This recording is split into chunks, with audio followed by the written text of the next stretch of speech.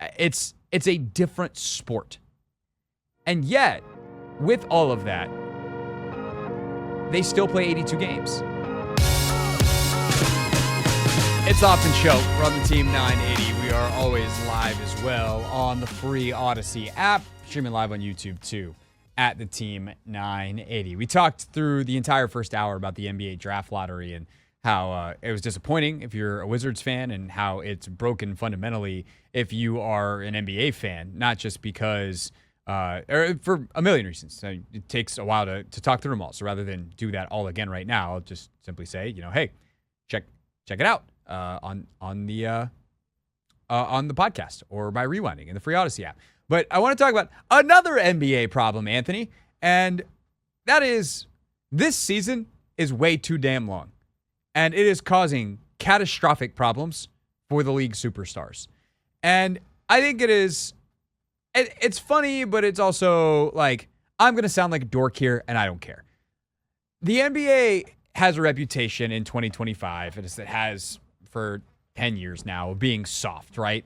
I saw actually was a pretty fun, like comedically speaking, a very funny reel the other day that was these two guys depicting NBA defense throughout the generations.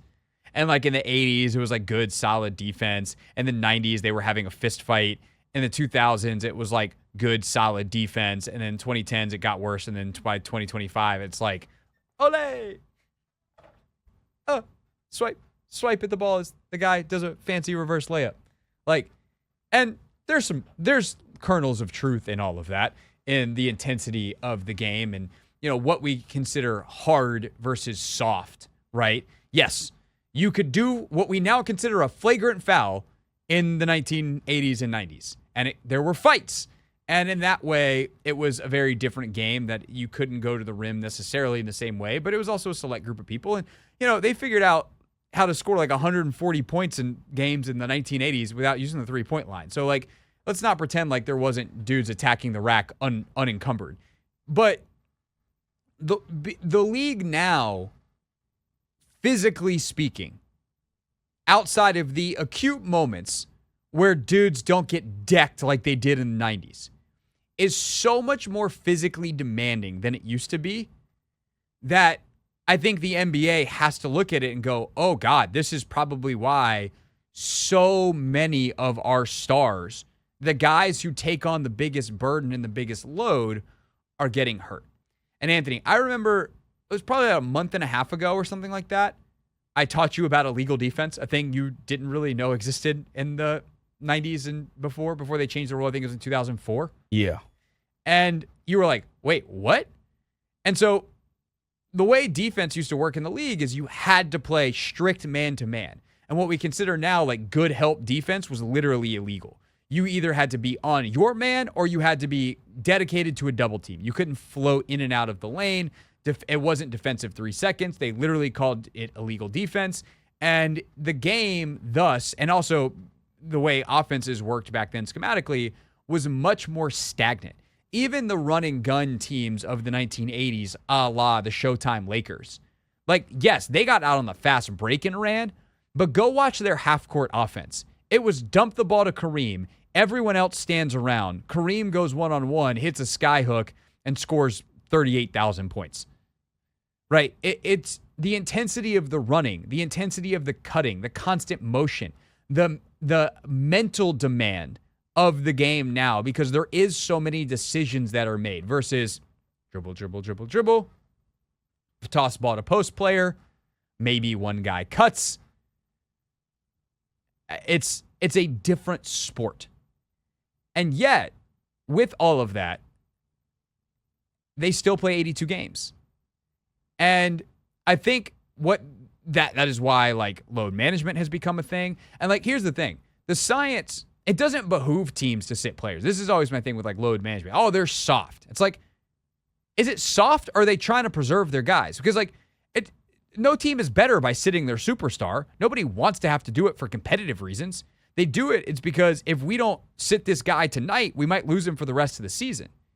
And so by the end, you still have guys that get hurt, that still have soft tissue injuries or tendons or ligaments or whatever those kinds of issues are.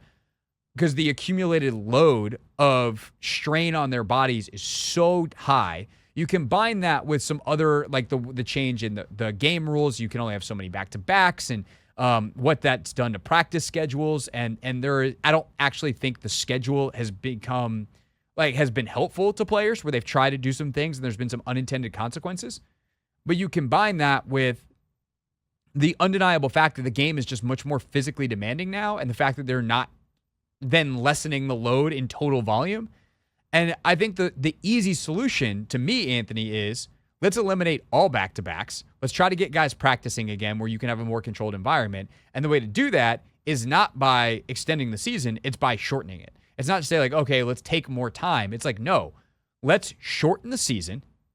That way, if we go down to 66 games, and there's a reason for that number, it has to do with like the amount of home and away and all those kinds of things. 66 is a number that people like say is the right number, the people that have studied this.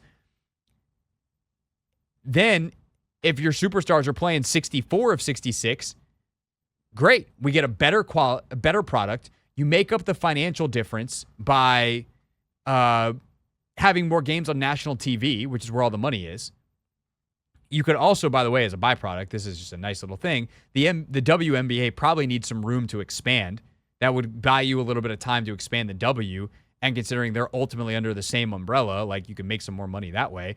And it's better for the players. It's better for the sport. Yes, there's complications because now all of a sudden, like, is anyone ever going to catch LeBron James' scoring record? Probably not. Not if you chop off, whatever number of games that is, 14, 16 games a year. Probably not. But, like, if that means that whoever the guy that would gets to play an 18-year career instead of a 14, or that 15-year career that was going to be 15, that he plays 15 healthy seasons versus 10 healthy seasons, one, maybe he does get the record. Two, that's better for the sport. And I think that is where we are. And a guy like Jayson Tatum, who's been an absolute model of consistency, he's barely missed any time ever in his career. But the last couple of years, he made the finals in 2022, made the finals in 2024. Here we are in 2025. Bang. Done. Achilles. Like, it's how many more dudes do we want hurt? And how many NBA champions do we want to just be the team that survived the injuries by the end, as opposed to truly the best team over the course of a season? No, I think that's a valid point. And you can even take a look at Kawhi Leonard. This year, they sort of kind of like low managed him. Like, he didn't play a lot of back-to-backs, and he eventually was able to make it to the end of the season because, again, Kawhi's thing was he would play all these games, and towards the end of the season, his body would start to break down, and he will always miss the playoffs. So I think this year, the fact that, they did a good job of just managing his workload, it allowed us to be able to see Kawhi Leonard in the playoffs, which we all wanted to see. And guess what? He ultimately ended up playing well.